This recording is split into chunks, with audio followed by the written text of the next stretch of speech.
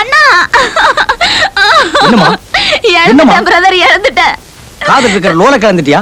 கம்மல கொலுசுனா வாங்கிக்கலாம், ஆனா என் கற்பையே பறி கொடுத்துட்டேன். என்ன ஒருத்தன் கெடுத்துட்டான். யாருமா அந்த அமாவாசை பையல? இல்ல, வேற யாரு? யார் சொல்லுமா? உங்க முதலாளி ராஜலிங்கம்.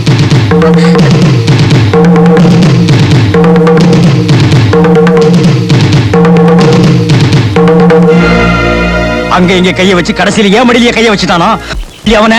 அண்ணா, இது வெளியில தெரிஞ்சா என் வாழ்க்கையே போயிடும். ஆமா, கூட இருந்தே அவனை குழி தோன்ற.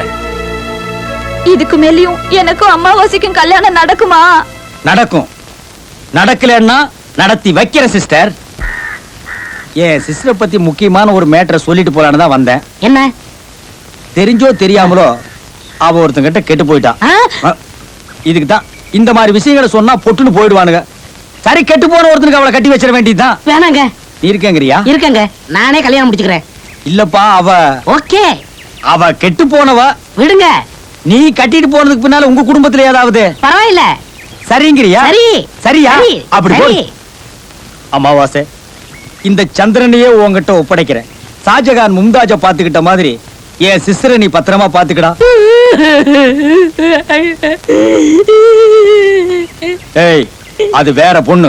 இந்த சேட்டையெல்லாம் நீ என்கிட்ட வச்சுக்க கூடாது. என் சிஸ்டரை கண்கலங்காம பாத்துக்கிட்டானா நீ வேற பொண்ணு சொல்றியடா. அதை விடுங்க. இவ்வளவு நாளா வளர்த்த எங்க அக்காட்ட கூட ஒரு வார்த்தை சொல்லல. என் தம்பி பௌர்ணமி, பாட்டமி இவங்கிட்ட கூட சொல்லல.